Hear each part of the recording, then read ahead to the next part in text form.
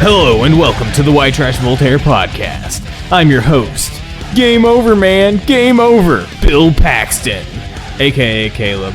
And due to transportation related issues, my co-host Matthew Vehemity is once again half-assing his appearance via cell phone. Further prove blah blah blah blah the White Trash Voltaire. And Sam is there. He's over there also. So anyway, how's it going, guys? Pretty good. Yeah. Yeah, so, alcohol, etc. What are you guys drinking? What are you drinking, Matt? I am half-assing my alcohol night and drinking a Mike's Hard Strawberry Lemonade. That sounds very White Trash Voltaire. Oh, yeah. I'm just the poster boy, Yep. The poster boy for White Trash Voltaire. What about you, Sam? What are you drinking? It's a bit complicated. So, 2 nights ago, I was working on my overflow filter on my 75-gallon planted freshwater community tank. I know where this is going. And I needed a 2-liter.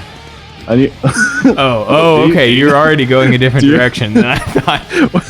I don't know where you thought this was going. I figured that you had fermented something in your overflow filter on accident, perhaps. No. The overflow filter doesn't work at all. And then okay. I can't get to work. Okay, because anyhow, I was going a different direction. That's all. No, I was trying to jumpstart it, and I needed a 2-liter. So I found a 2-liter of Serum Mist that's been hiding behind a counter since New Year's Eve of 2 years ago. Okay. And then I went to open it thinking, I'll dump it out. But it was still good. It was still fuzzy. Aged so Serum Mist, okay. Yeah, aged Serum Mist. So I dumped it into a pitcher to use 2-liter, and I threw it in the freezer.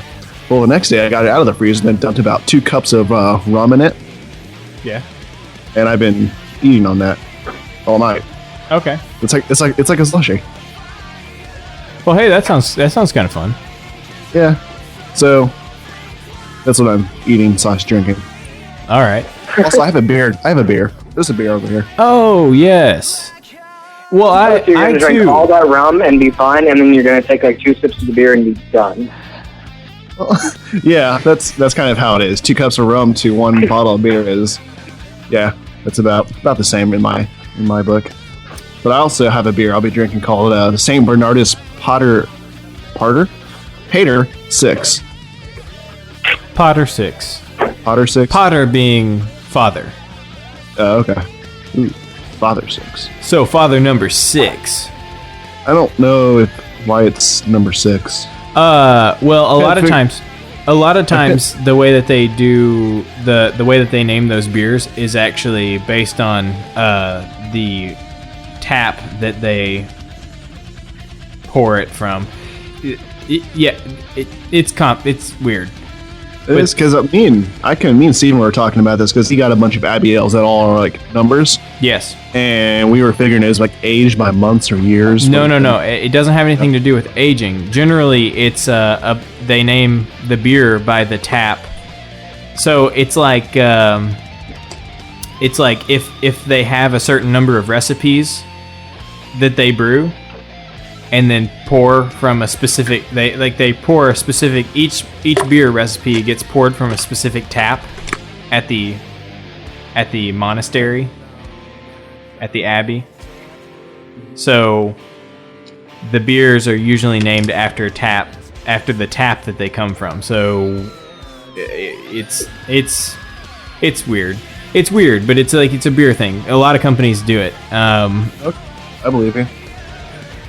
So yeah, they just go off of number, and then a lot of times they'll put some branding on it for marketing purposes, like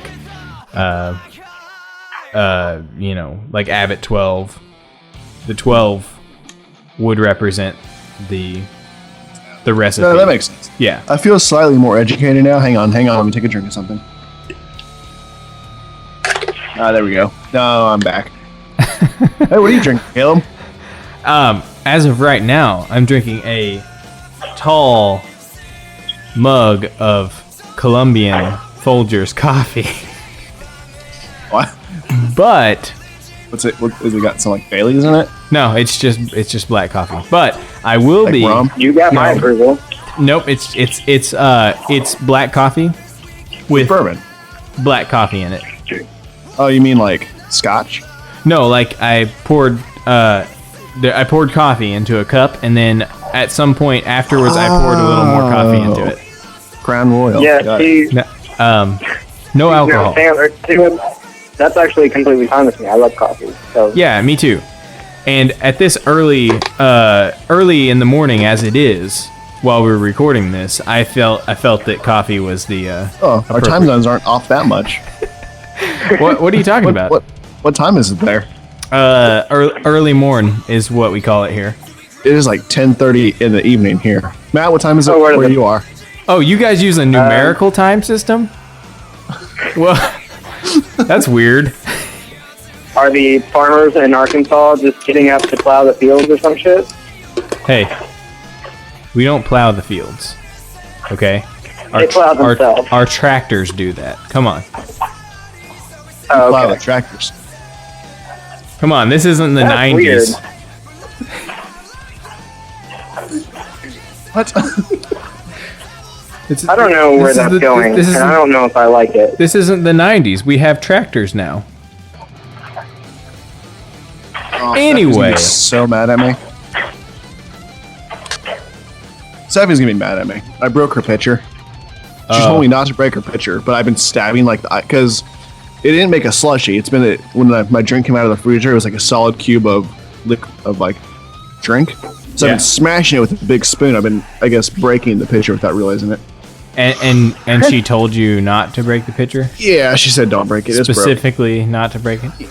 Yeah. Okay. Well, anyway. Good job, bud. So for my alcoholic beverage, I will be drinking an alcoholic beverage. I will be having my first taste of a Westmail Trappist Ale double variety. The double variety of the Westmail Trappist ales. Now, I've never had any of Westmail's brews, but they are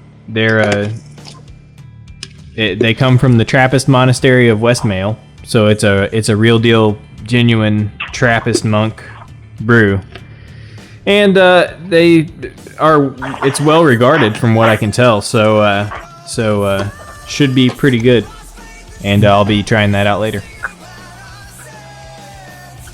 So That's pretty exciting. Neat.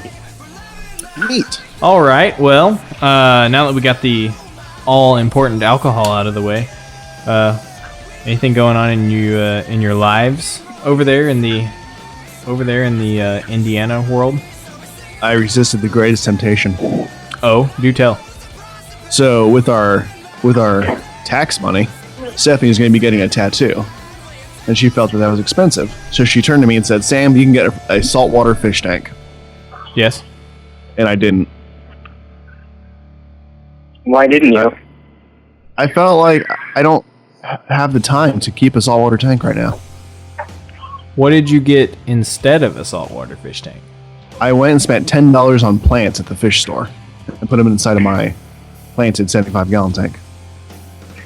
Also, I bought some cigars and beer and a fancy I'm gonna be goblet. honest. Oh, I got a goblet. I'm Says way Sam more Artist on interested it. in the tattoo. Oh yeah, so Stephanie's getting a tattoo. That's exciting. Happening in 2 weeks. What's it going to be a tattoo of? Oh, I have no idea. She's been telling me for like the last year and a half, but I have not been paying attention. Where's she going? Oh, Black Rose and Anderson opened back up. Neat. Yeah. It's pretty exciting. She I've wants heard me to good get things about that place. Yeah, well, I think the guy who originally opened it's on a TV show now, but he signed all the rights over to one of his apprentices so they could open up the store again. I think. I don't know. Don't quote me on that. But she also wants me to get a tattoo, but I don't know of what. what are you going to get a tattoo of anyway? Well, I mean, at some point I'm gonna get a mechanical heart, like metal flesh on my chest. are you sure you want to commit to that? I will commit to that. Yes. I feel like Because- you need to get a tattoo of a percolator fish. See, those would be combining one thing I like and another thing I don't much care for. But Twin Peaks. Yeah, I know. That's what Stephanie posted something on Facebook about that earlier. Yeah, but Sam doesn't care for Twin Peaks. It's the worst show ever. No, it's I not. don't believe you. Don't listen, David. Well, Lynch. he I watched love it for that. He watched it that fourth time, in between the last time we talked about Twin Peaks. And let me tell you something. Fourth time changes everything. Well, first time I'm like, does oh, this it? show's okay. Yeah. So the first time I'm like, this show is okay. That's whatever. Second time I'm like, oh my gosh, this show is amazing. Third time I'm like, this show was the greatest show ever. Then the fourth time, nope, not at all. Nope, everything about it, just awful. I suspect the fifth time will change my mind back to it being the greatest show ever. But Then again, who knows what could happen on the fifth time? yeah, I love how you have a journey just by rewatching the same thing over and over. yeah. I'm not Just- a complicated man.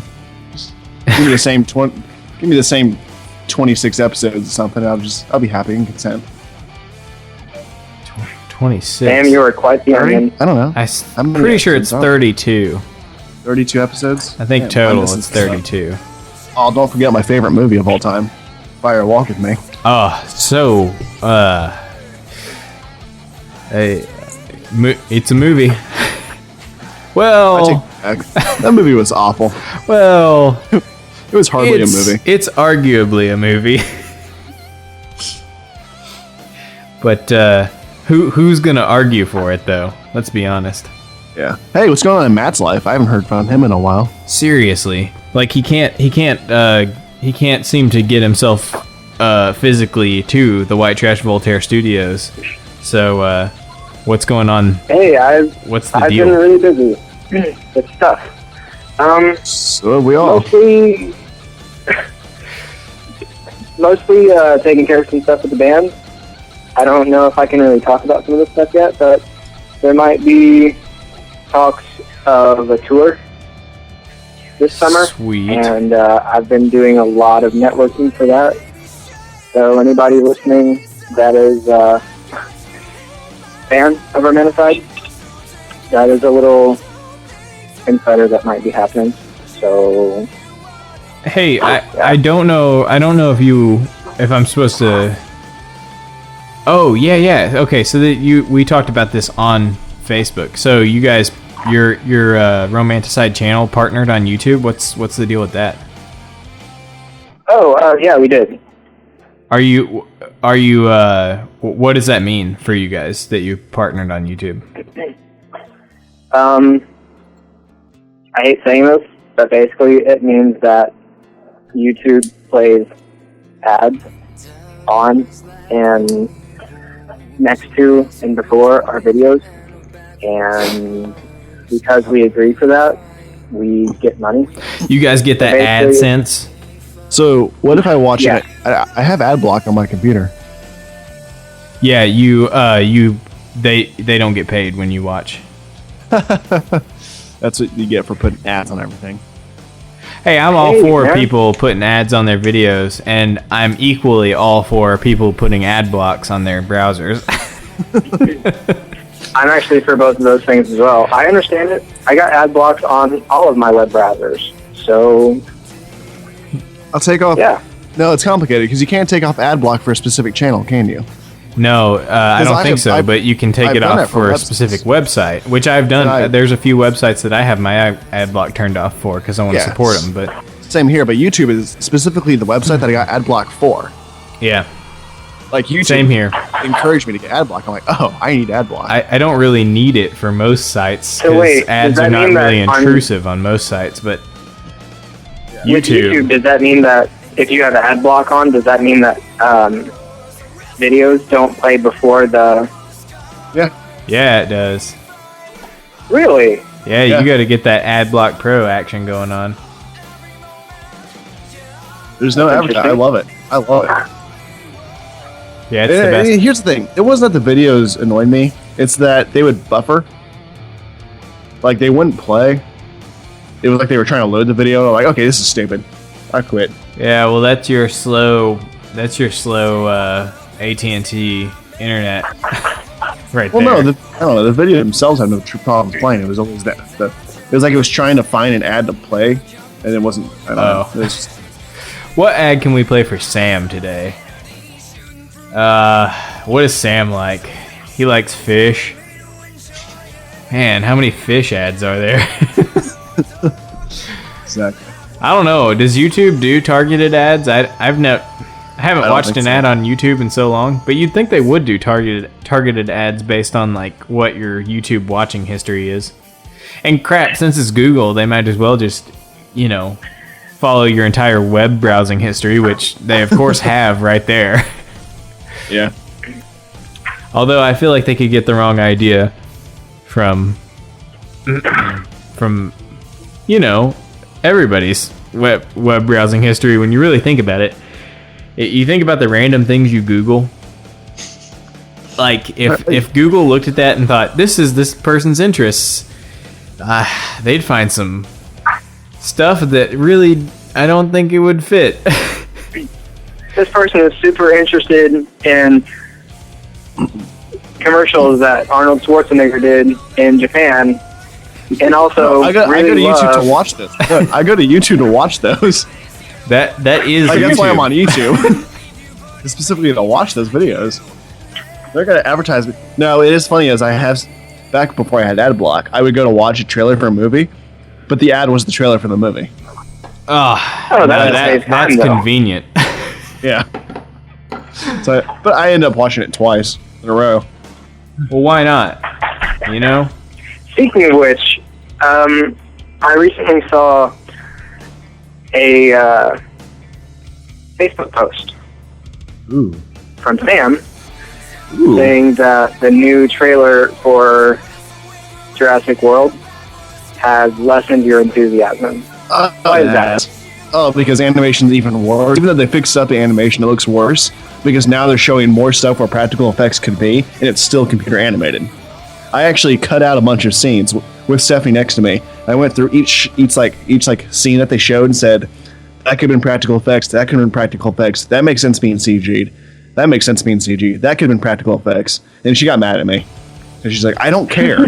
Yeah, that's how I feel too. Every trailer I've seen of that movie, I've thought, man, there is so much unnecessary CG in this. I don't... And it's not. I don't... Yeah, and that's the thing. It is not good CG. Okay, here's the thing. There is an excuse for that right now. Is that it's just incomplete CG, that they haven't refined it. And you can tell from one trailer to the other, like specifically where the Megalodon jumps out and eats the shark, you can actually see that CG has changed. Like, it's gotten more refined.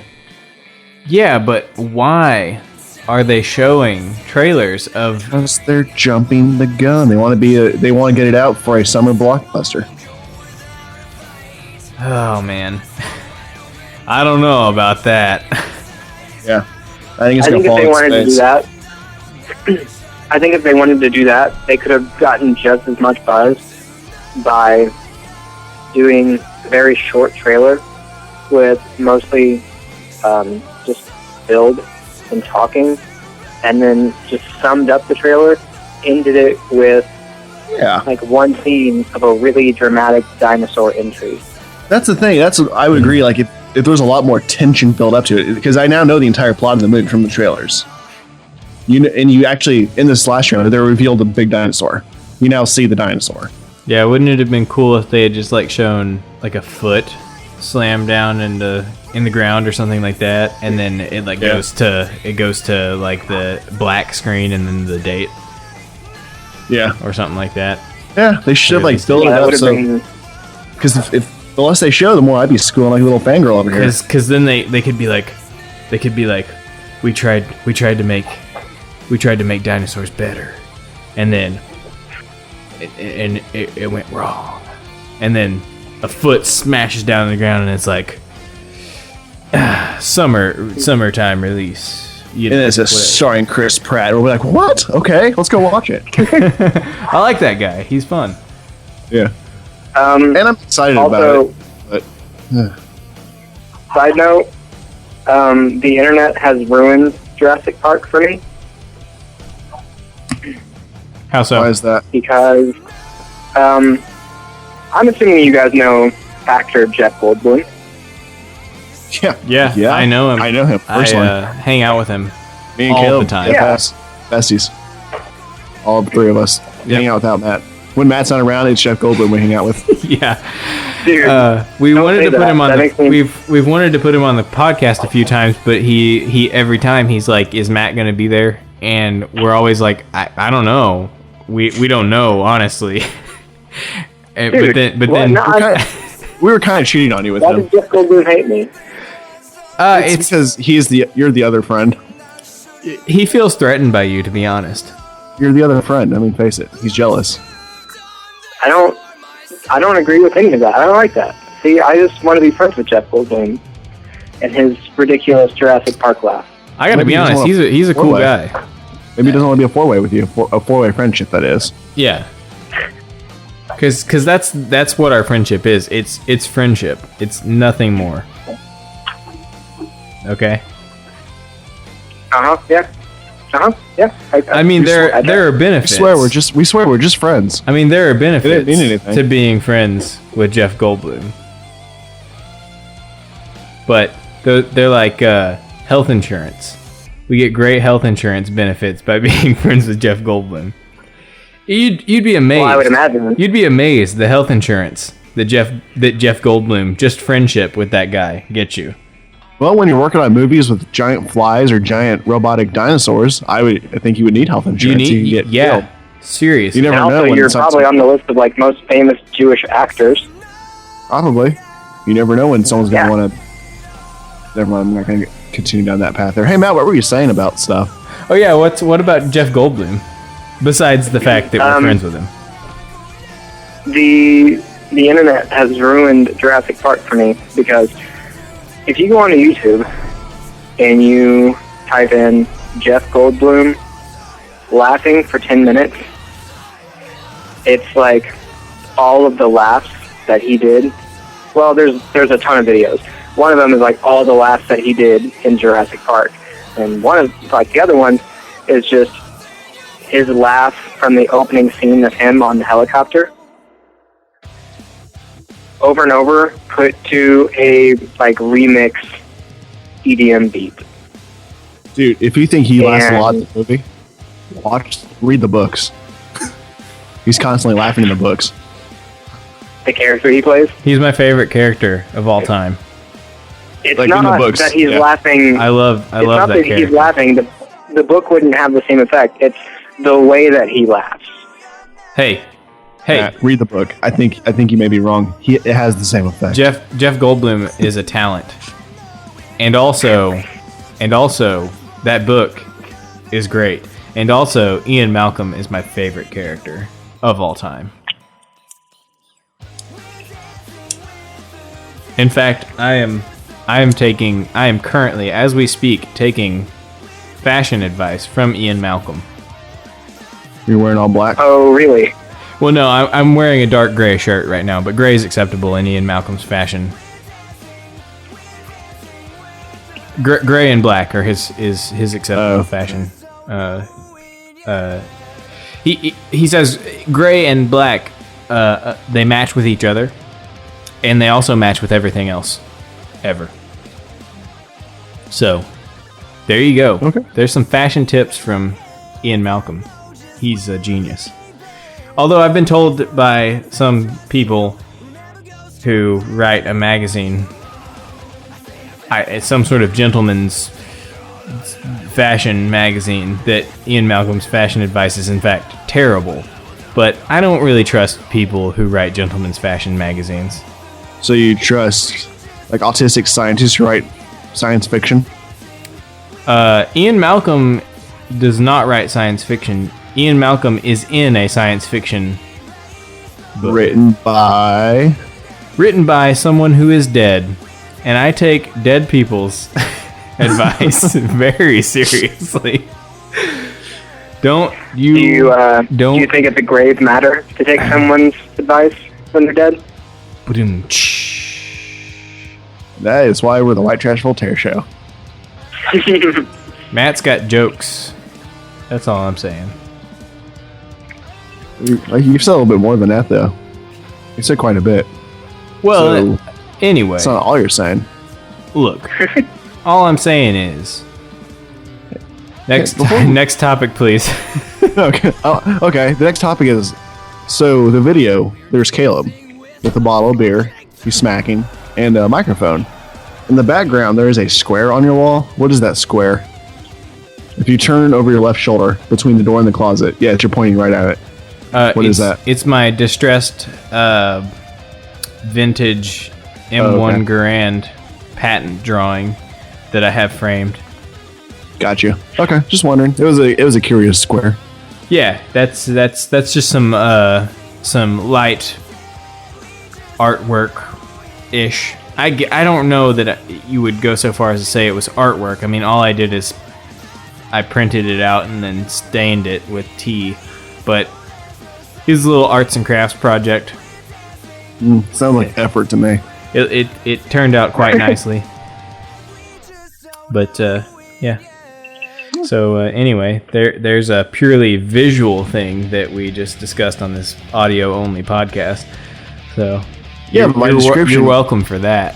My description, they could see it in their heads. Yeah, a square on the. Anyway, hey a guys. square. It's stuck between. It's behind Caleb's left shoulder in his yellow room between the door and the closet.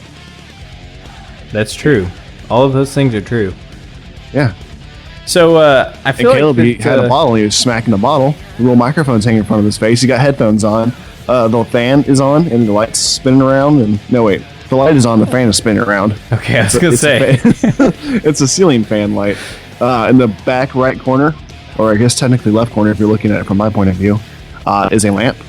Yeah. And then there's a window between the lamp and Caleb. Yeah, I feel like that you've really painted a picture here.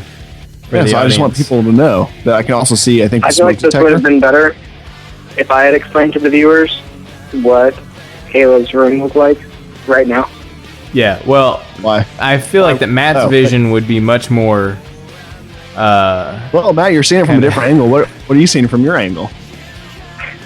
I'm seeing a long, dark road, and Caleb is, of course, at a desk with his microphone and his headphones, and Paul, his cat, is holding up some passerbys on this road, and stealing their food. It's very post-apocalyptic. Okay. Yeah. I mean, so your room is kind of more like an open space. Well, see, I totally see how you could get that vibe from it. Your angle, that is. It is a style that is very much in line with a style that I was going for from that particular vantage point. But I feel like, but the way that I had it set up, I wanted the other vantage point that Sam is looking at it from to be a much more room-like in nature. If you understand what I'm saying. Yeah, but it's honestly a very contemporary thing. But there are a lot of houses that do that. Yeah, you're what you see is very much in line with what I was going for from that angle. So, well, congratulations. Definitely. You did a good job. Thank you, Matt. And I feel like that you did a fantastic job of describing that, because I don't know that I could have put it in words as well as you did. So anyway, hey, so this catsup. Okay, so Catsup. here's the thing about catsup. You know, that is not the way that I've ever spelled ketchup. And I'm not entirely sure that it's the same thing as ketchup because, man, those letters, they do not make the same word. No, we don't. So, you know, this is an issue I've always had. It always seems like, okay, so catsup, it sounds like that it might be like a fancier version. Like most of the time whenever I see catsup on a bottle, it's fancy catsup. And I'm like, oh, this must be like the fancy French version of ketchup. But you know what? It's always like the off-brand bottle that has that on it anyway. And so I'm like, well, I don't know about that. I feel like somewhere there is a generic company that thinks that they are entirely ironic by calling it ketchup, but having it look very, very fancy and like well presented. Well, that could be it. Or the thing that I was thinking is that maybe some of those off-brand companies thought that they might get themselves into some sort of trademark infringement suit by calling it ketchup, not knowing that ketchup is just kind of a generally accepted term for what that is, and probably not trademarked by any company existing right now. That's kind of like calling green beans like a trademark thing. So a company starts producing green beans and they're like, try our beans that are green. Beans that are green. Yeah. Get them at your local fresh market.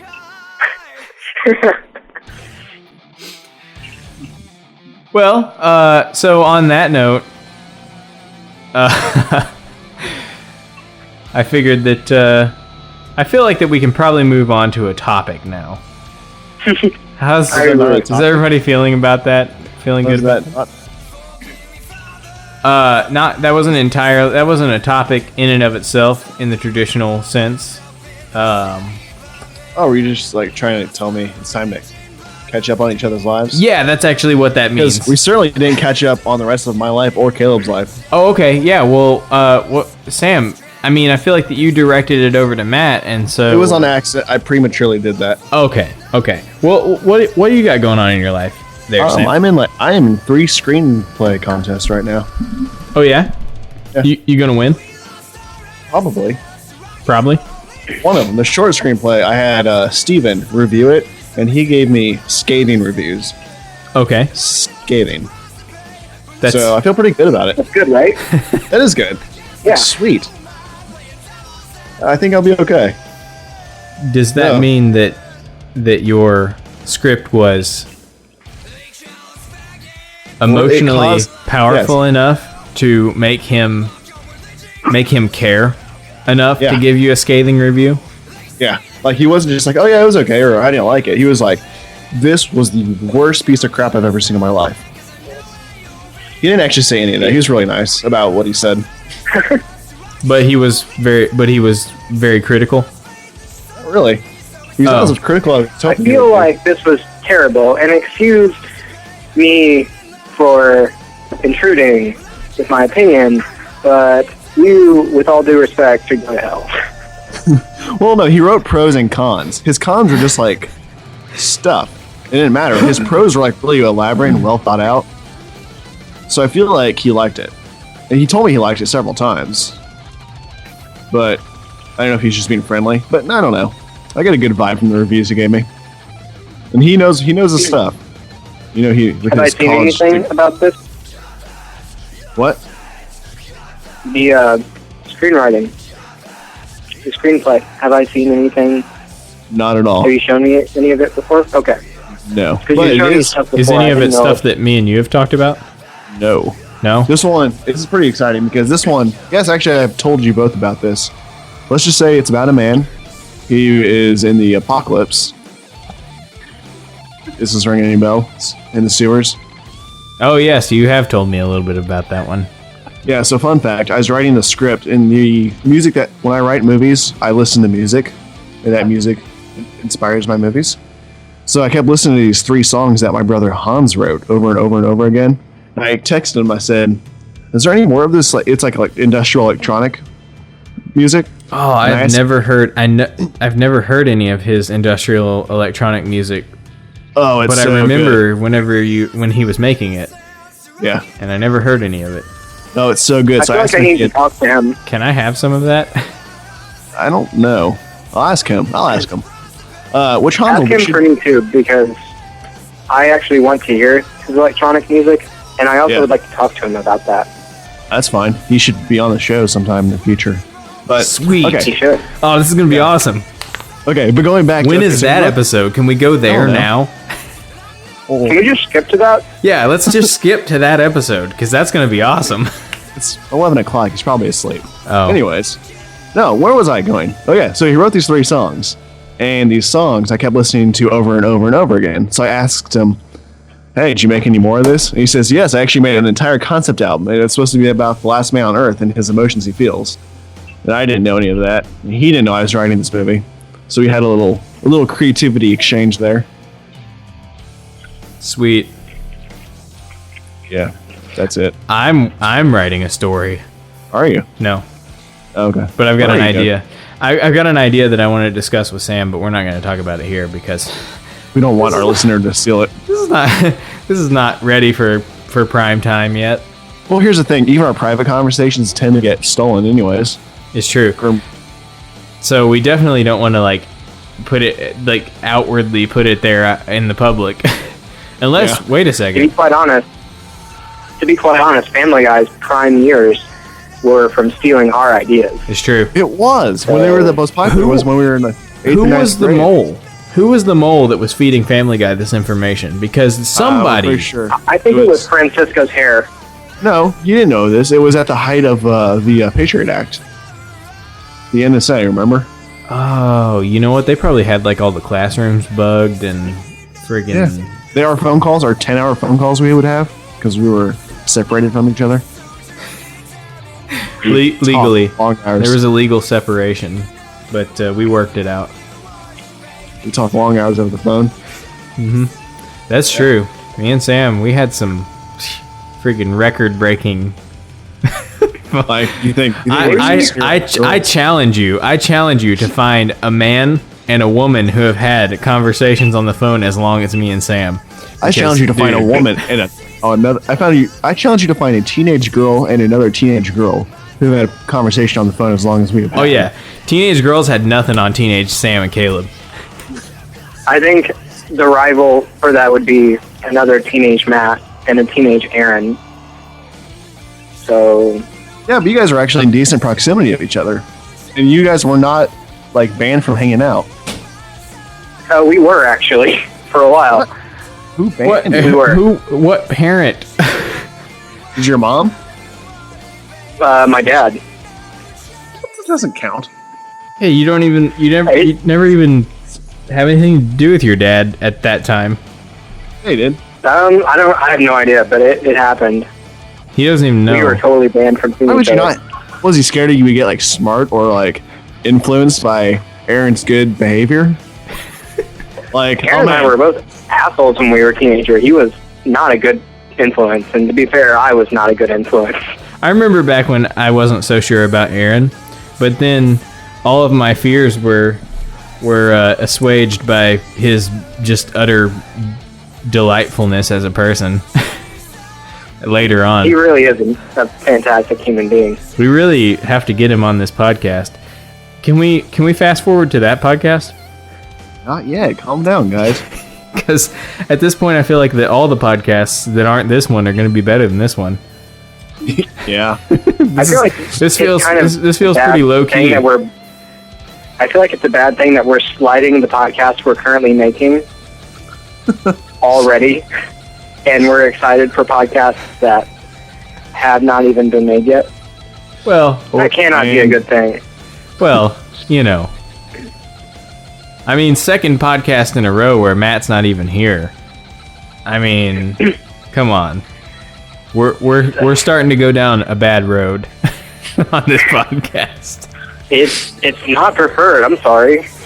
I'm not gonna say it's okay, but I am gonna say that I forgive you. Hey, we're going Well, that's somewhere with important. this. Oh, yes. Caleb, what's going on in your life? Oh, so you know how I used to work at Barnes and Noble? Yeah. Well, I still do, Oh. but not What? really. Oh. Because I have a real job now, but Yeah. the thing is that I still am technically employed at Barnes and Noble, and I do I've done one shift in the past 2 weeks, and I may not ever do another shift. So we'll see how long I continue being employed. But I have a real job now, and it's awesome and stuff. But I don't really have much to say about that. But what I do have to say about is the one shift I did at Barnes & Noble, which was last weekend. I had this just flash of genius in my head and got this idea, and like in 10 minutes I kind of came up with a synopsis for a story, and I'm not going to tell anybody on this podcast about it, except for I'll probably talk to Sam about it after this recording's over. So And then I'll post there it you on go. Facebook. No, you won't, because Stay tuned. Sam respects my privacy and Sam doesn't respect anything. Remember, guys, if you follow us on Facebook, you'll get to see all of Caleb's inner secrets and thoughts and Matt's nudes. Yeah, but if you do follow Sam, especially if you friend Sam and follow him, you'll see all of Caleb's brilliant, hilarious jokes. Only Sam will not attribute them to Caleb, so Sam will take credit for them. And What pretend that Assume that anytime Sam says something funny, it's Caleb. Yeah, I think that's fair to say. What? Name one. Name one. Name three. Name three. No, name one. I don't know. I need some. Dude, okay, What have I so said? you stole something from me like the last night that I was in Indiana and we were hanging out. You stole what I took. You said, I said something hilarious. I can't remember what it was, but you said, I'm putting that on Facebook. And then you put it on Facebook and you didn't attribute it to me. Oh. You just put it on Facebook, and you've done that like I'm on Facebook. I'm going 4 backwards. times. I have not. Yes, you You have. can't name it. It didn't happen. I think the issue here is that since neither of you can think of like specific No, I thought of a examples, specific. that I means have. that no, but you can't say you don't remember what it was. So therefore, if you guys can't list specific examples, that just means that neither of you are funny. Damn it. Damn it, Wait. Matt. So When was the last time you were here? When was the last time you were in Indiana? Oh, it was in November. Oh, here we go. Oh, November. Sweet, sweet November. Oh, This no, that is- was the last day. I took a selfie on the last day we were actually in Indiana. Oh yeah, I looked good. I looked really good. that was not. yeah, what happened since then? You know what? I've been hitting the picture a little bit too much. Wait, which pitcher? The one full The of one full of frozen Sierra Sierra mist and rum. Yeah. Yeah, that'll do it to Yeah. you, I guess. Yeah. Maybe. I don't know. Oh man, Oh. I just. No, I didn't steal anything. There's nothing here. Nothing here that I stole from you. That's because Facebook hides. the No, truth. it's showing everything. Nope. Because you can click on a little. No, Facebook hides the truth. no, it doesn't. Look, we'll dig this stuff up later, and I will show you all the examples of things you've stolen from me. Okay. But anyway. So hey guys, how about that Sony Pictures Marvel Studios deal? How about it? Spider-Man. Yay!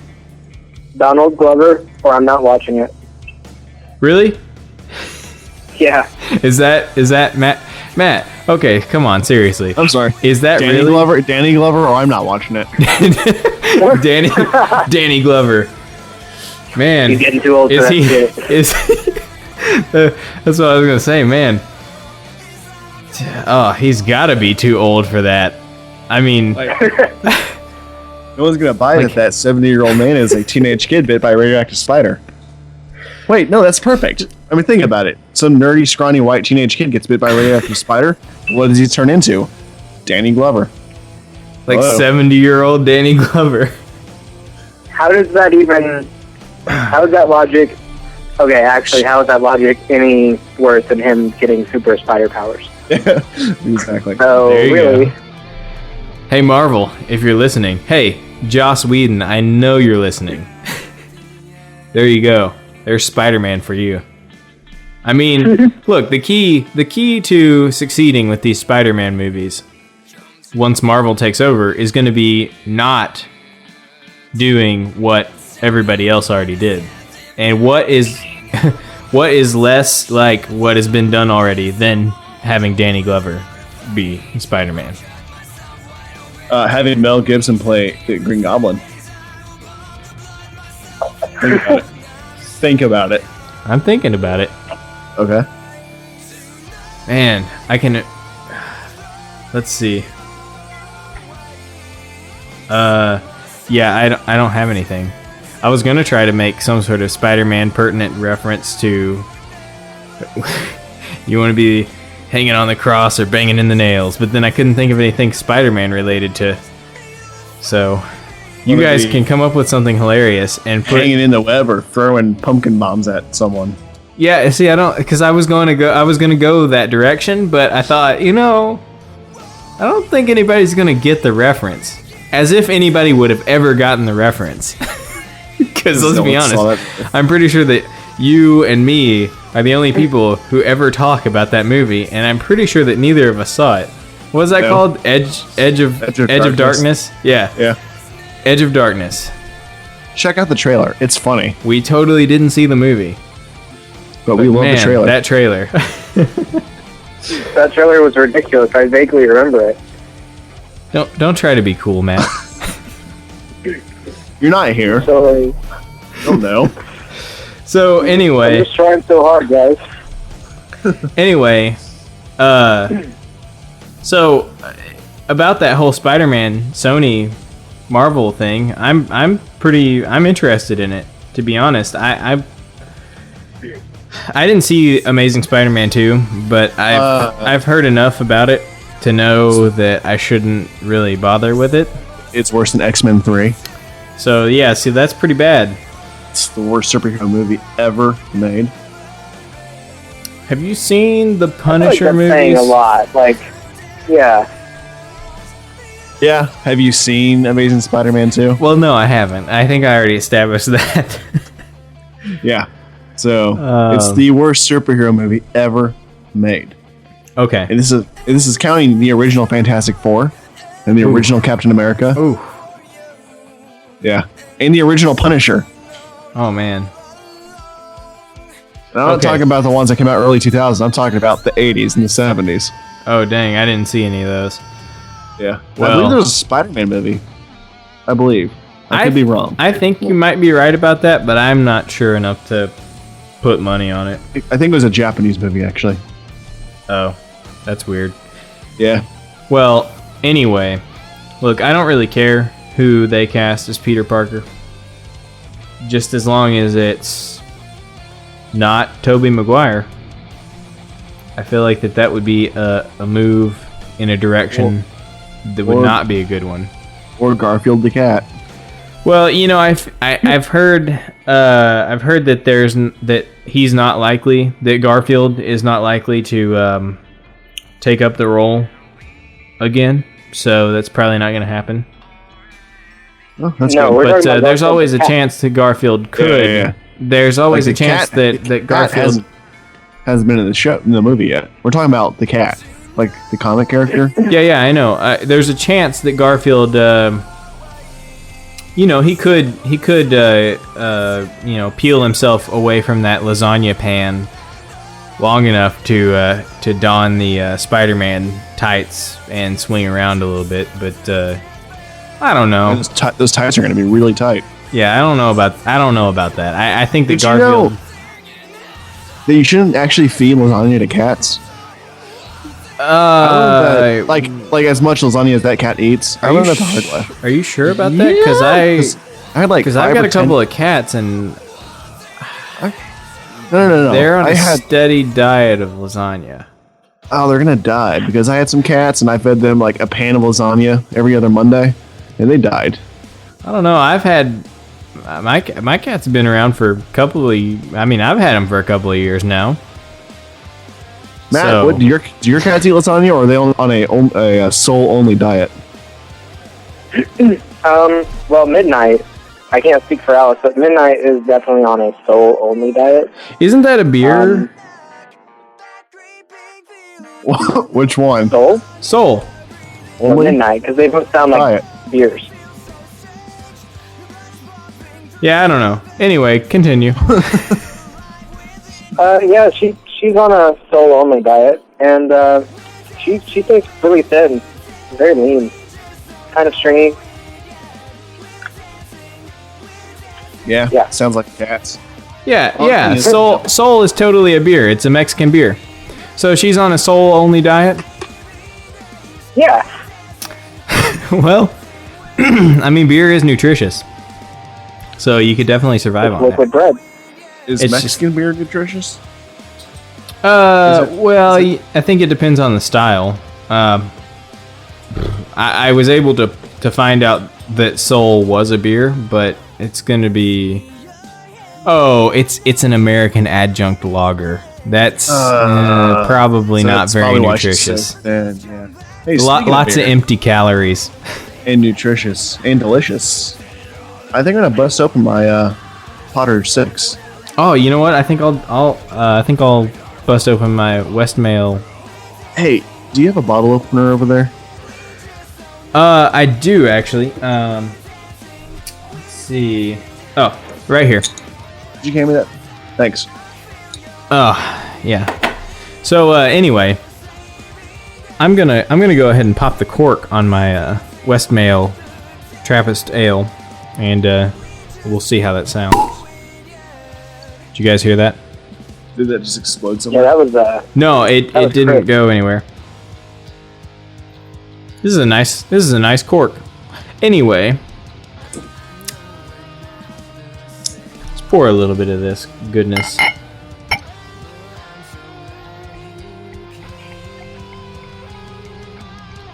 Hear it pouring.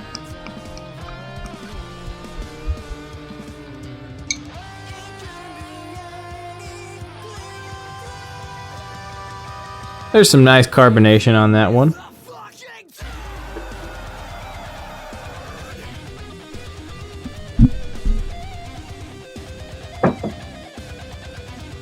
Well, there's a very sweet, sugary aroma. A bit of kind of malty grain smells.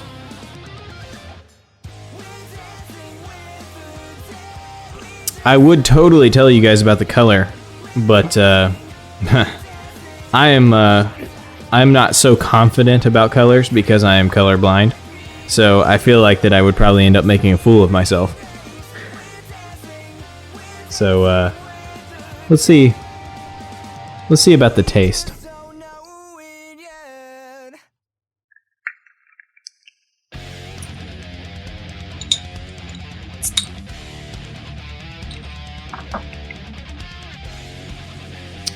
It's very sweet. The alcohol flavor is pronounced, but it's not unpleasant or overbearing at all.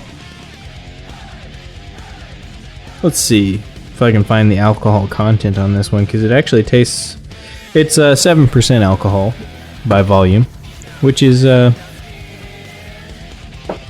that's respectable.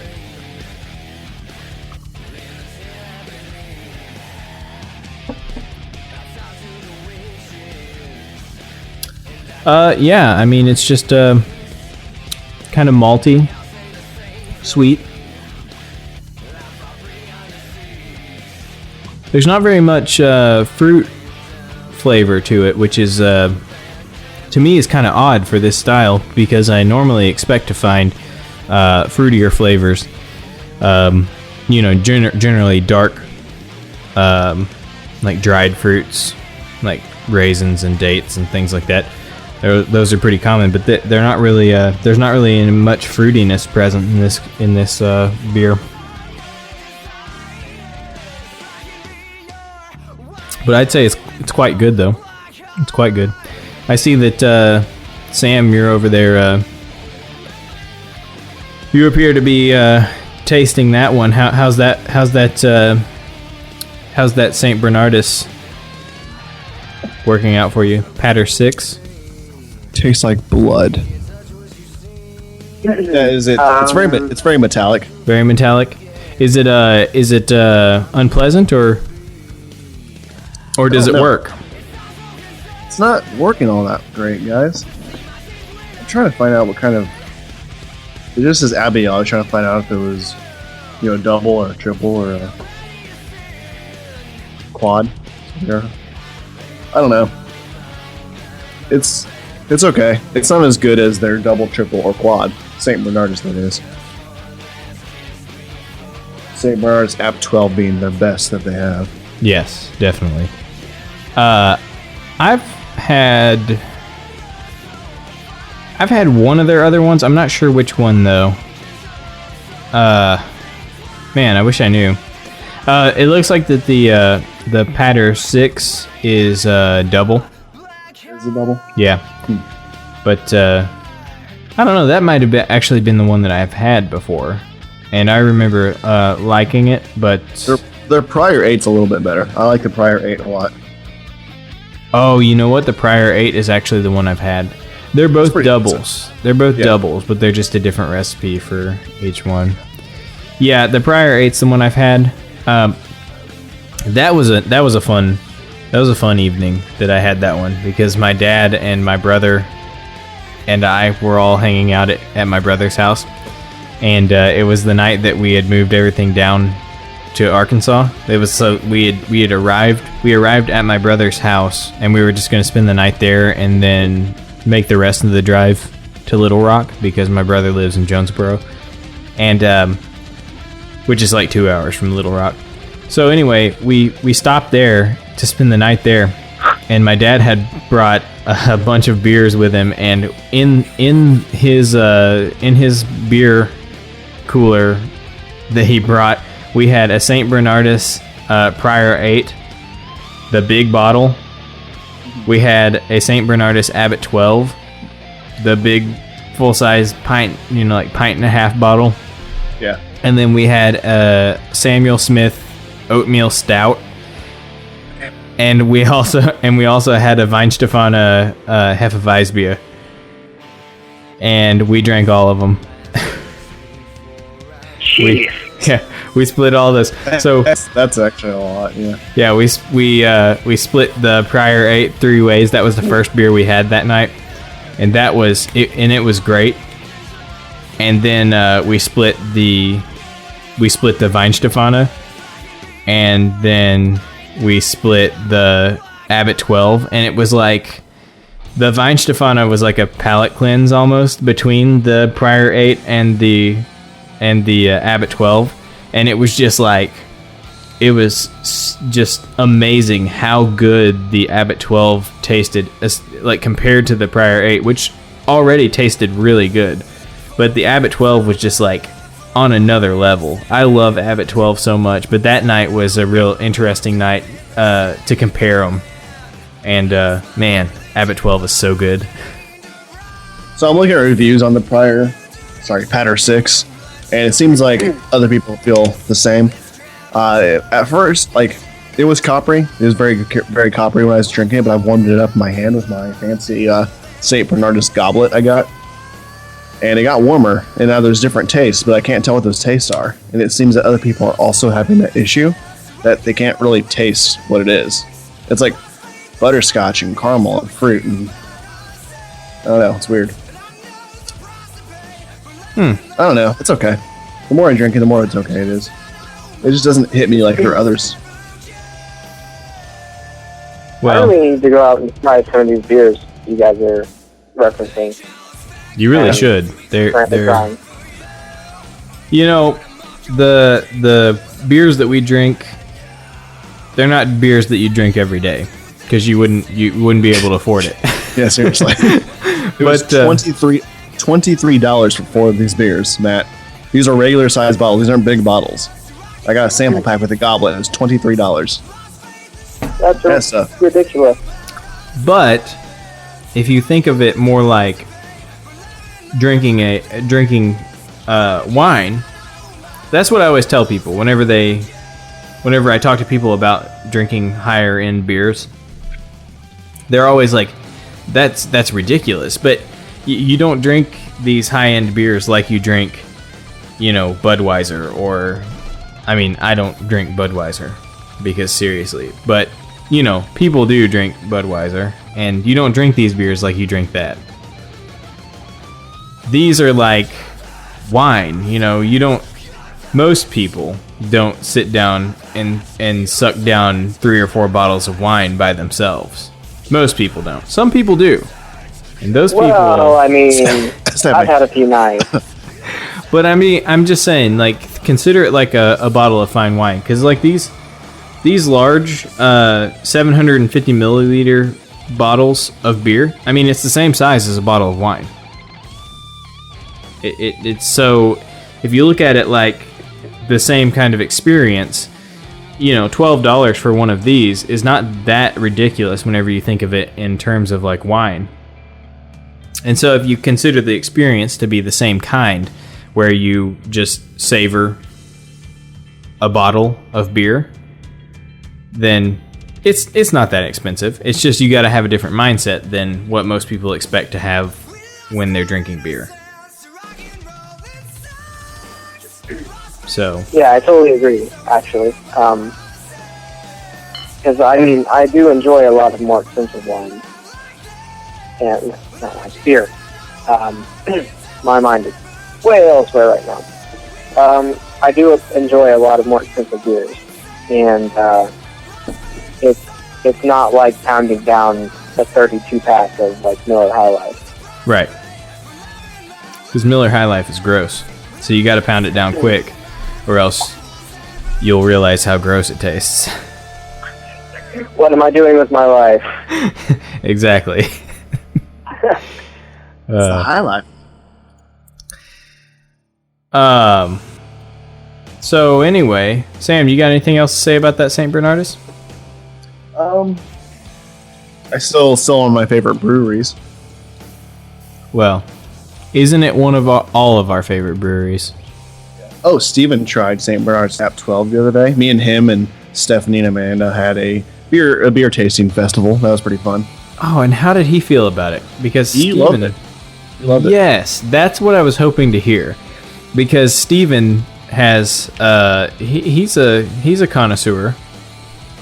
And you know, I expect a man of his palate, you know, of his prestigious palate to enjoy Abbott 12. So that validates me a little bit.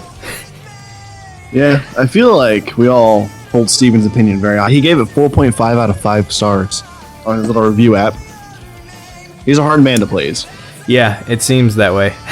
You get a 4.5 star on his beers, you did good. Because I would give a St. Bernardus a 5 out of 5 every time. I gave it like 10 out of 5. Yeah, but, I don't know how to do that. But I'm easy to please. I don't like giving bad reviews on things. Yeah. I like smash talking things, but I don't like to actually write things down and like give it ratings because I feel bad. Yeah. I just feel bad. Well, because if you really slam something with a bad rating, I mean, is that really constructive criticism, or is that just criticism? Exactly. And maybe it's a personal thing. I mean, maybe my opinion doesn't matter in the long run, in the grand scheme of things. Maybe I'm just wrong because it's just my opinion. Well, you know, that actually leads to a larger conversation that I think a lot of people are having about scores in general, scoring things. You know, what is in a score? I can give a bad review to a restaurant because I had a bad experience, but does that bad experience that I have completely summarize what that restaurant is? And when you think about a lot of scored reviews for anything, be it video games or, you know, restaurants or various different products, those scores, whenever someone looks at a review, they tend to gravitate to the score, and that's what they base their opinion off of. And even more importantly, you have websites like Metacritic, which all they do is gather scores, and then they just boil it down to one number that represents the average of all the scores. And the question is, can you really quantify all the complexities of a given thing with just a number? And I think that I don't really think you can. I think that it's more important that you read someone's opinion on it and, you know, hear what they have to say about it, and just take that information in to inform your decision, rather than looking for a score and doing like a pass-fail percentage-based decision-making. I think that it's closed-minded, in my opinion. I can agree with that. And after, reading things and making a decision based on those opinions, you can perhaps go try it and make your own opinion that is even more well-informed. Right. I totally agree. I think that putting things like that to a score is a little counterintuitive. Mm-hmm. And that from what I understand is actually a serious conversation that is happening amongst journalists in various different fields. A lot of them are trying to get away from that concept, from what I understand, which I'm not a journalist and I don't really follow journalists, but I've heard talk about this. So that's kind of exciting. I figured I'd throw my 2 cents in there, which is that I'm all for getting away from scores, because you know what? People need to read. If you give them a score, you give them an excuse to not do the hard work of reading your article. Yeah. And that devalues your work as a journalist. And right? then society collapses because no one knows what no words are. Exactly. What are words? People can't read. It's okay, reading's overrated anyways. Yeah. Yeah, you know what we have instead of reading? We got movies. Oh, like, for example, there's a new Deadpool movie coming out. That'll be coming out next year. And, I don't really care about Deadpool at all as a character. I really don't, because I don't read comics, because I got better things to do. Like watch movies. Sit around watching movies, not having girlfriends. But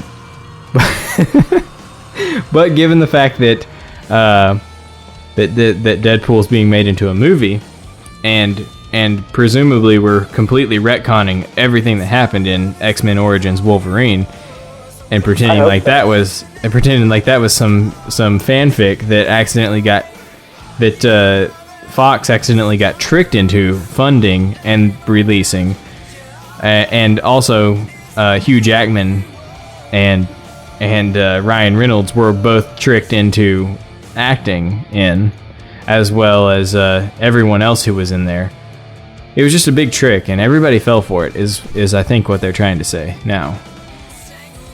So, given all of that, I'm kind of stoked about this Deadpool movie, because whenever I'm sure that pretty much everybody feels similarly to what I feel about the test footage that they showed, that animated test film for Deadpool, which is that I thought it was fantastic. I mean, like I said, I don't care about Deadpool, but man, that was some funny stuff. That was funny, and it was just so perfect. It was clever and funny, and man, that was good writing. I think it sums up what Deadpool as a character can be at his best. And it may not be a character that has a lot of depth, or a character that everyone's going to love. Obviously, it has some sort of mass appeal. It's hugely a comic icon, and it is very overrated. I will agree with that. I appreciate Deadpool, and I love Ryan Reynolds.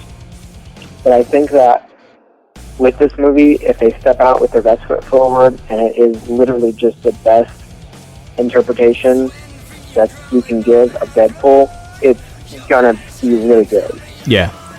Well, and if that test footage is any representation of how tightly written the film is going to be, and how tightly edited the film will be, I don't know. We may have an Iron Man contender for the best movie ever.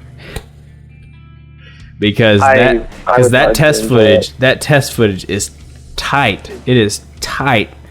There is nothing wrong with that test footage. So if they can pull off a complete film with that kind of tight editing, writing, and pack that much cleverness into the full feature-length film, man, that's going to be a good movie. Sam, have you watched the test footage? I saw when I was scrolling through Facebook and a video automatically started playing. Meaning you didn't hear the audio. No, I didn't. Well, okay, Sam. So you don't get to have an opinion. I don't care. Yeah, well, it doesn't matter that you don't care about Deadpool. What matters is that you care to a certain degree about movies. Yeah. And to a certain degree, you care about like stories, and to a certain degree, you care about writing and acting and that kind of thing. And because of all those things, not because of Deadpool, you should watch that test footage, because that is brilliant. Yeah. On so many. If it's anything like Iron Man, it's probably gonna suck. Well, I know that Sam just said that to make me angry, because Sam loves Iron Man with all of his heart. I liked Thor better. You know The what? first one? Yeah. Well, look, I don't think... I'm not gonna. I like the second one, but I'm not gonna ever say that was a good movie. I'm not gonna go like Thor 2 was so good. Well, I think you did like 2 podcasts ago say that it was like the best movie ever made. I liked it, but it's certainly not the best Marvel movie. It's pretty low there. It's at the bottom of the list. Oh, I like it, but because I think you put it at the top of What I the want you list. to do. Most of the Marvel movies are pretty I want decent, you to watch the Deadpool test footage, but I don't want you to see Deadpool.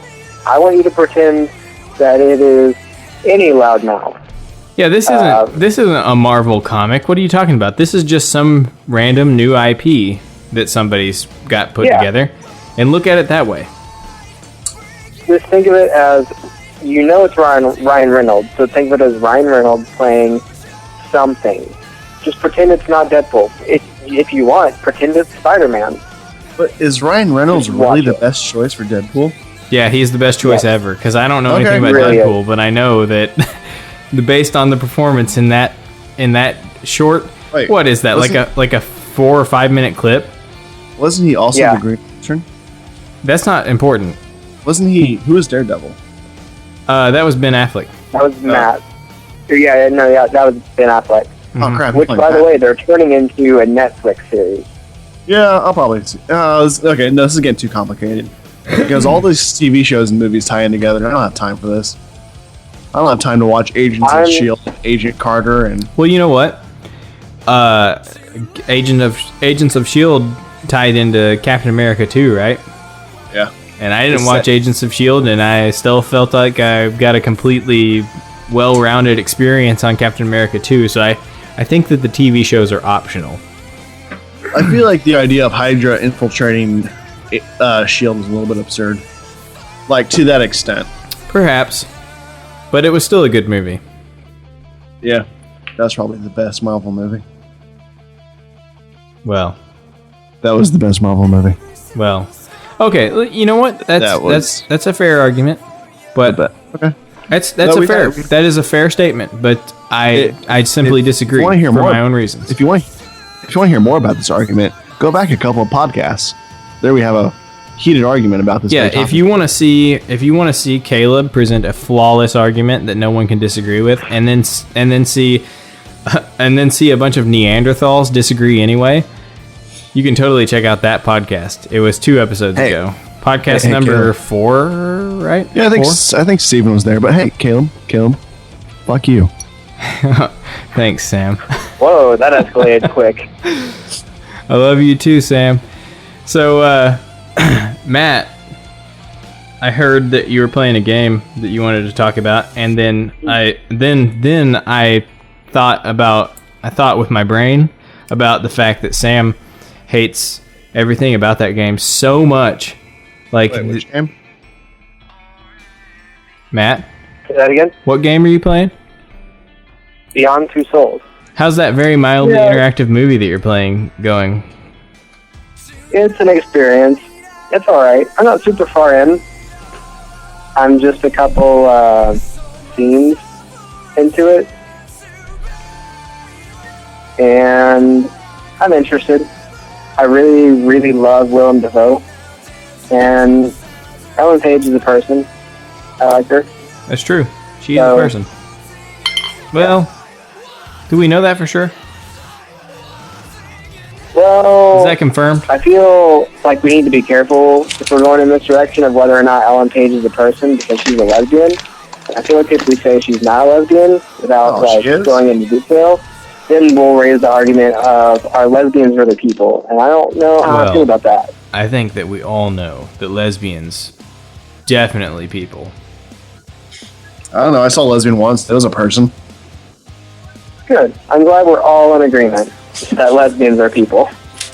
Yeah. I'm like, whoa, that's a person. It was also a lesbian. So I thought to myself, oh, they're the same thing. Damn. Oh, wow. Sam Destroy my fundamental. Sam got really weird sounding there for a second. Did I? Yeah. Sorry. That's okay. It's okay. I was trying to stop sounding so weird. It was probably your computer's fault, or Skype. But we can't know for sure. Am I crackling too much metallic rapping? No. I don't think that's it. Well, anyway. So how's that going, Matt? With that mildly interactive movie? It's interesting. Apparently Ellen Page has sexual demon friend powers. Oh, who doesn't? Oh, wait. Well, I gotta tell you, I gotta be honest, I gotta tell you something. I watched like 3/4 of that game, a let's play of like 3/4 of that game, and you know what? I feel like I got pretty much the same experience that a person playing it would get. You probably did. So Now, I watched a let's play of that game, but it was in real life. yeah, It was my sister-in-law playing the game. live action, real life, yeah. let's play. I thought to myself, well, this is a mildly interactive movie. Yeah, Yeah. I mean, it goes interesting places, I guess, but I don't think I'd want to be playing it, though, is basically I completely beat Heavy Rain, and I actually quite enjoyed Heavy Rain. Look, I've never played either of the other two Quantic Dream games, Heavy Rain or Fahrenheit. I have. Oh, you guys know Fahrenheit, right? Yeah. I'm actually not familiar with that. Yeah, Indigo Prophecies. yeah. Oh, okay. Fahrenheit is the real name, but when they brought it to America, for whatever reason, they thought that did it have something to do with Fahrenheit 9/11? Probably. I don't know. I bet it Probably. did. For whatever reason, they determined that Fahrenheit was not an appropriate name for it, so they changed it to Indigo Prophecy, which is a really cool name, but I never played the game. It was a game. I didn't finish it. I played it. The cover always looked cool in the game store. I remember going to the EB Games and seeing Indigo Prophecy on the shelf and thinking, that looks cool, and then not doing anything about that. It was like I always wanted to play it when I was younger. I played it when I was younger. Then I gave it to You what? Stephanie. Then I gave it to Stephanie and she played it because her and her sister like those kind of games. They don't like to play real video games. Well, real video games require some level of commitment and challenge. Yeah, they only like that kind of stuff. Like those are like the most video game-isty games that they get. They like the Final Fantasy stuff, and then they also like mostly like Nancy Drew video games. Whereas I'm all like, hey, let's play some Demon Souls, and then never play it again. Yeah. Well, I need to play Demon Souls, but I was looking on eBay at prices. They want like $20 for that game. I'm like, I don't know. That game has been out for a long time. I don't think I want to give $20 for it. So, holding out for when it becomes $10. We'll see. I'm still holding out for when Final Fantasy VII becomes $10. That's never gonna happen. That day came and went, and you missed it. So I heard that Sam is playing Metal Gear Rising. Yeah, How's that going? it's going. How I think much- I think that 60% of that game is in its music. Oh, the music is so important. The music is so important to setting the tone of that game, and it does so well. The music basically tells you how to feel. Yeah. And Man. whether or not you should be excited. And the music is all so fitting, like especially for the boss battles. Each boss's individual music is so perfect for the battle. You just get so psyched about that battle because it's so fitting for what's happening. Yeah. I will say that I love Monsoon's music. Oh man, Monsoon's music is so cool. I haven't gotten that far. Don't ruin the music for me yet. It's so amazing. Or like Mistral's music is great. There's a female singer, so that's correct because Mistral's a girl. Yeah. So there you go. And then Blade Wolf's music is awesome. Yeah, Blade Wolf's music is really awesome. Because there are no lyrics because he's a robot and he doesn't have time to sing. You know? Because all the other boss battles have lyrics, but Blade Wolf's battle doesn't have lyrics. Yeah, but the Metal Gear Rays had lyrics, and they're robots too.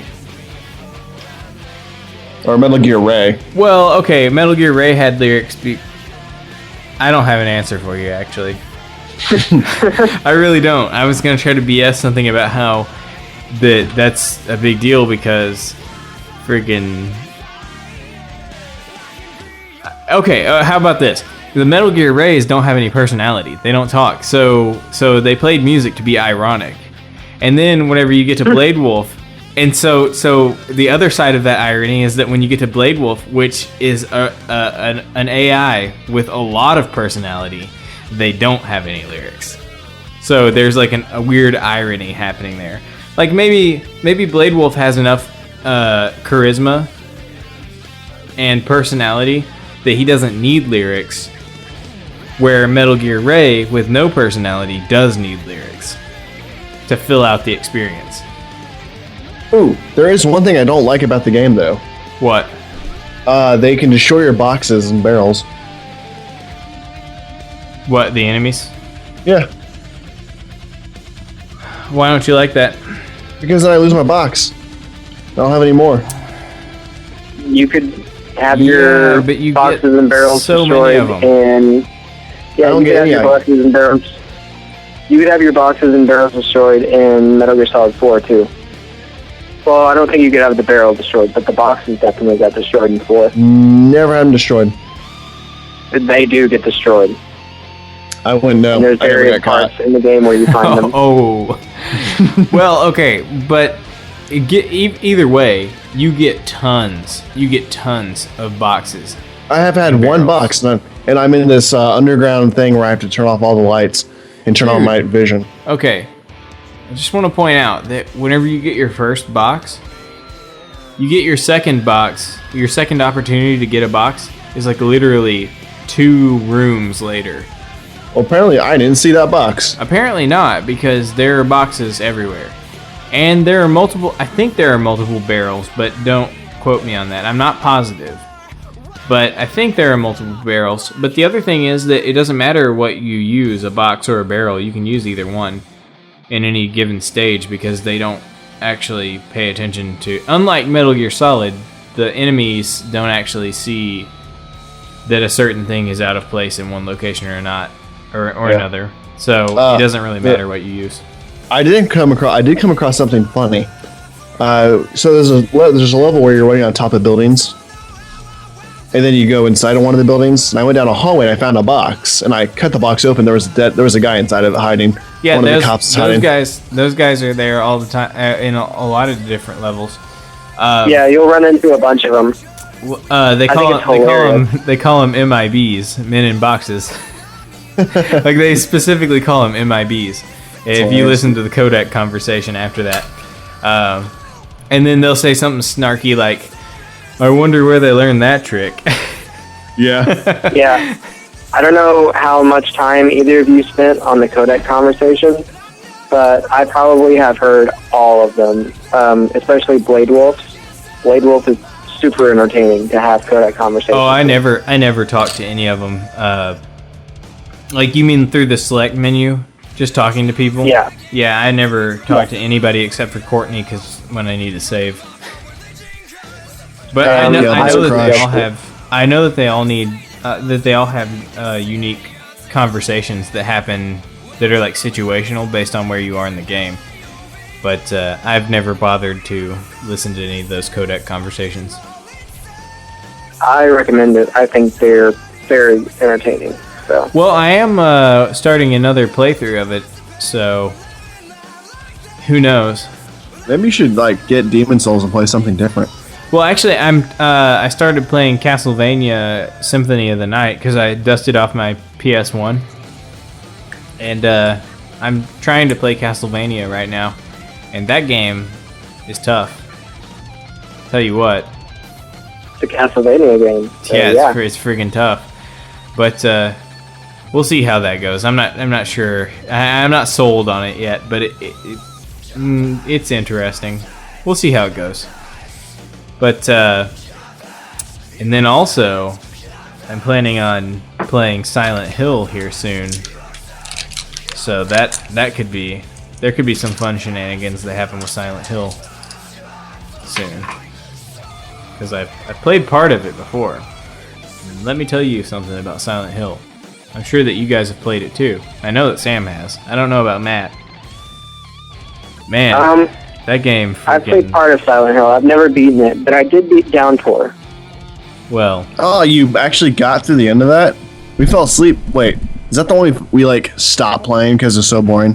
I thought that was Homecoming. No, that was Homecoming. Homecoming was terrible. That was so bad. Like, me and Matt back in the day used to just tag team games because I'd come home from school and he would hang out and we'd play games. And that was the only game in which we were playing. He handed it off to me and started texting and I was done playing. And I handed it to him. He's like, I don't want to play. Like, I don't want to play either. None of us wanted to play it. It was that bad. We're like, damn. Well, the original Silent Hill on the PlayStation 1, that game was shockingly...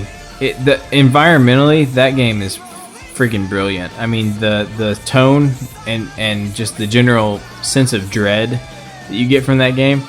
Oh man, I dread every door I have to go through in that game. I love it. That game is excellent.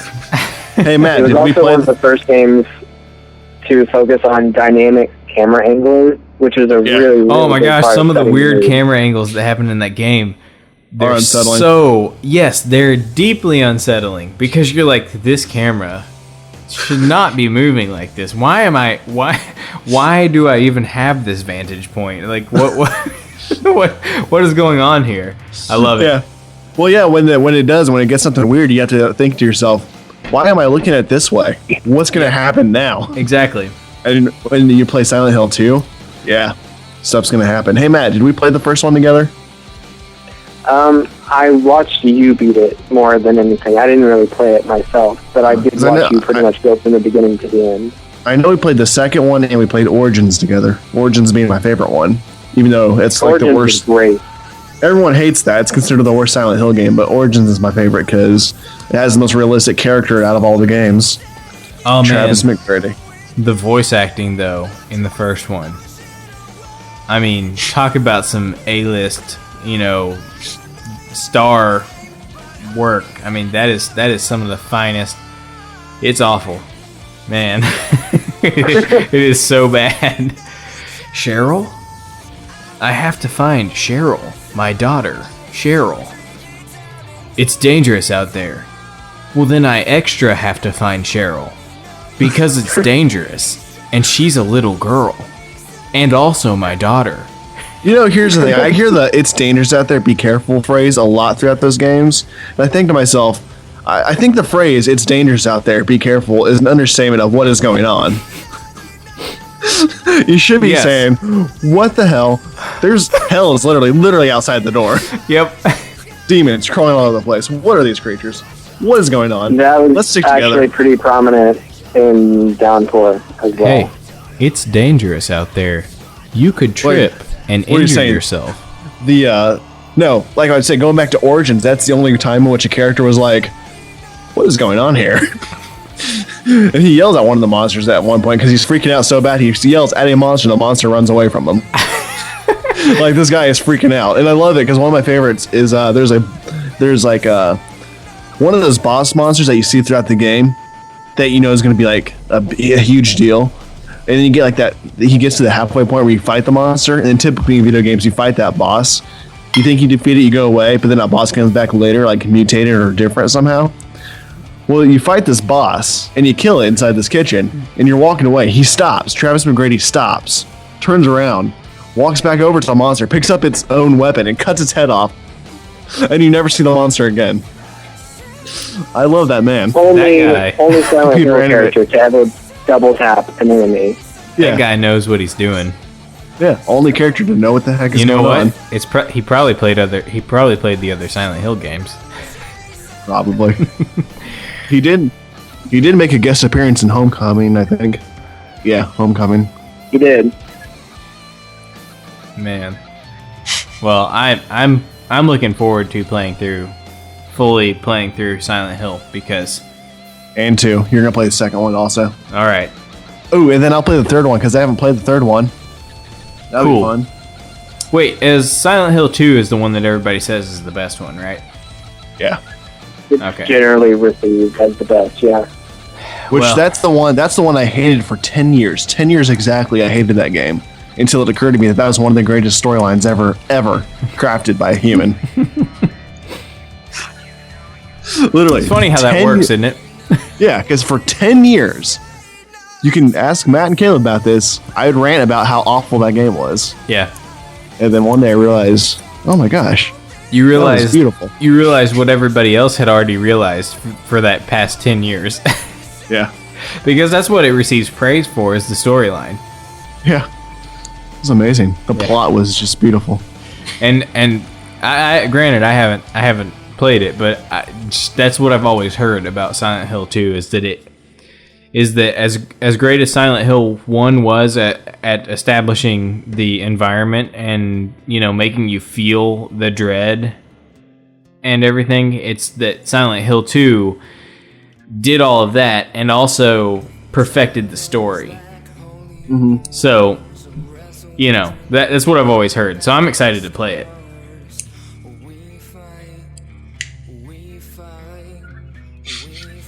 Well, anyway, hey guys, I think that we've run as long as we need to. So I think we can go ahead and close this podcast out. And I'll just edit this chunk out. Cool. So That works for me. unless anybody else has got something super important they need to talk about, I think we'll do our outro. Nothing publicly, just some private stuff I want to talk to you guys about. Okay, cool. Let me record the time to make it easier for me to edit later, and then we'll do the outro.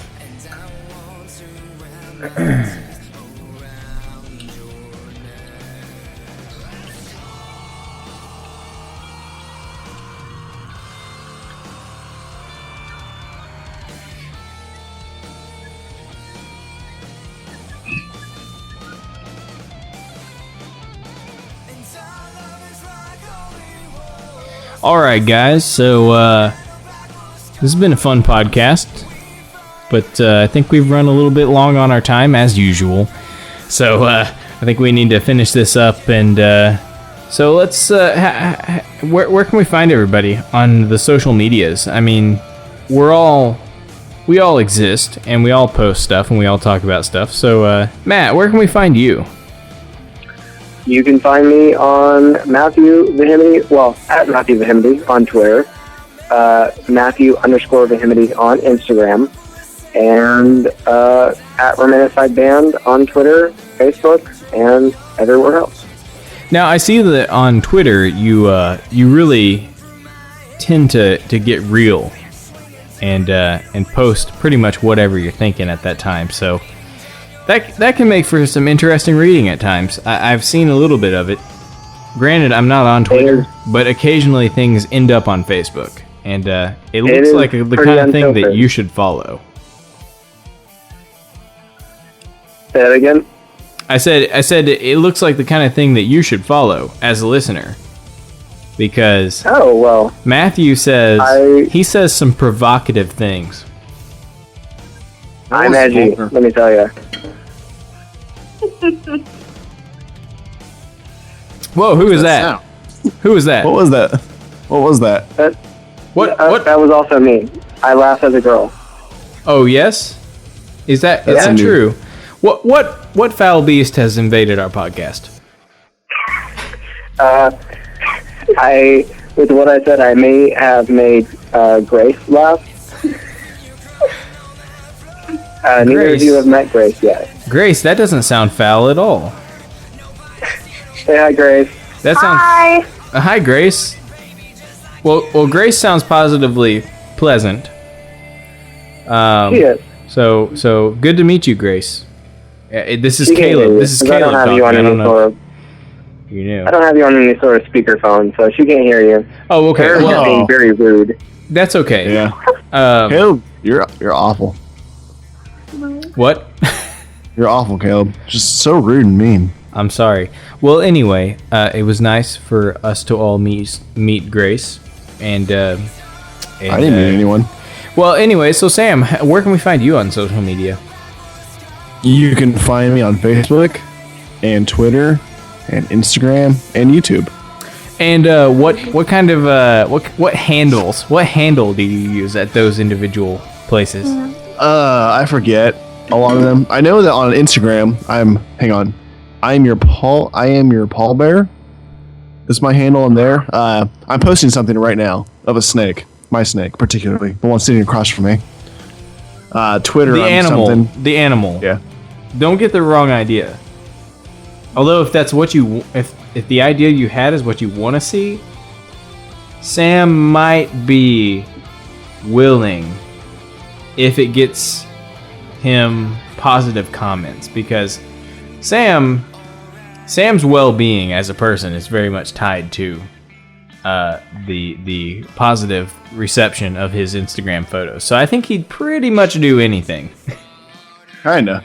It's kind of when I need like a fix for like social media, because I don't get likes on Facebook. No one likes me there, and then Twitter, no one follows me on Twitter. So I'm like, man, I need a social media fix. I go to Instagram and I post a picture of one of my animals or my wife.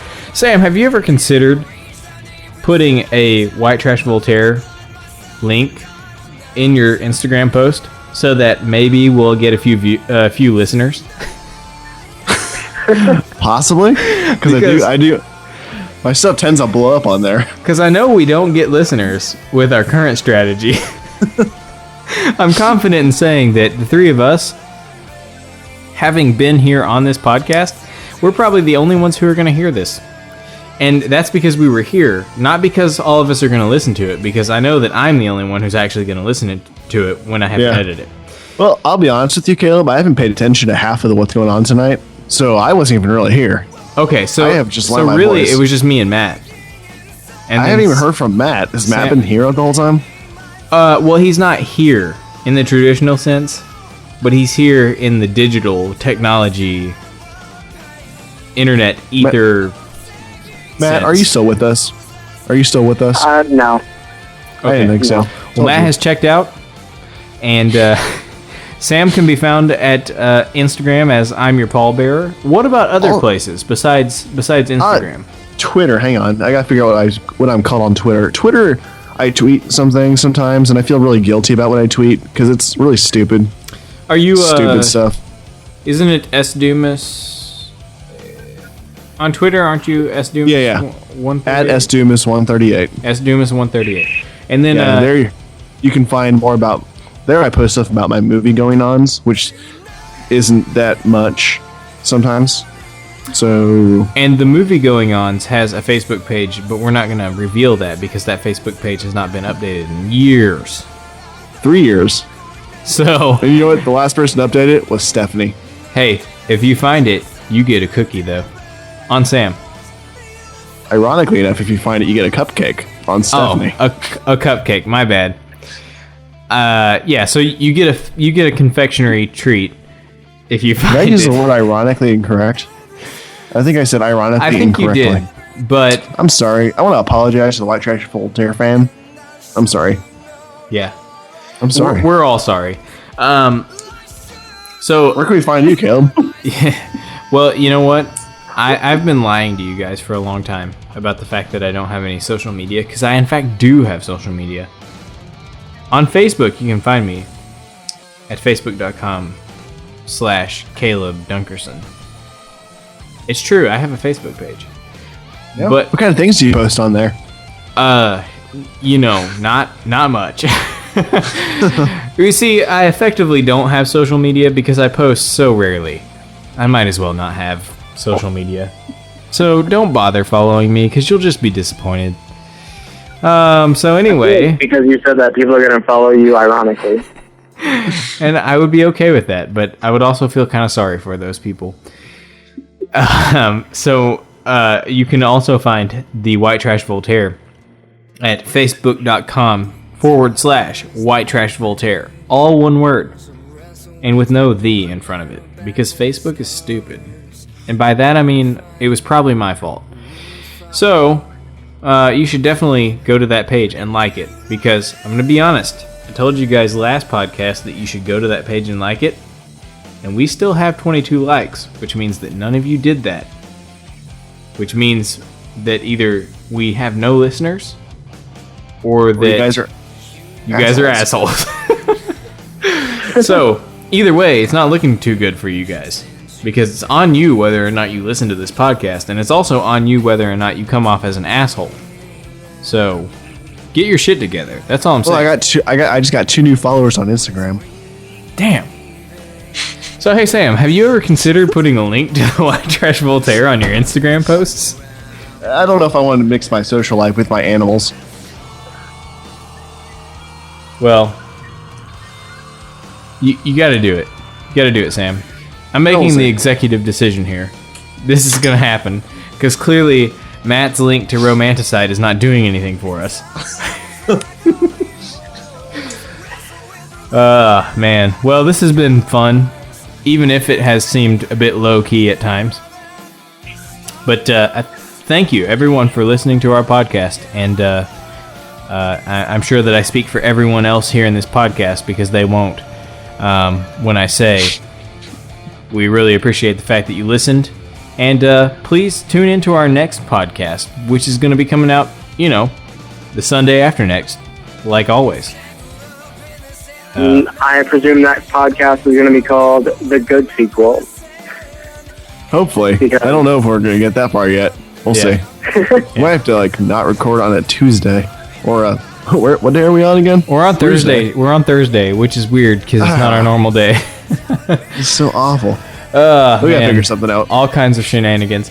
So anyway, thank you for listening again, and tune in next episode. Bye. All right.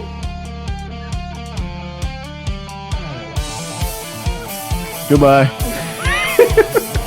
That was delayed. That was it wasn't too bad. There's only like a 20-second delay there. So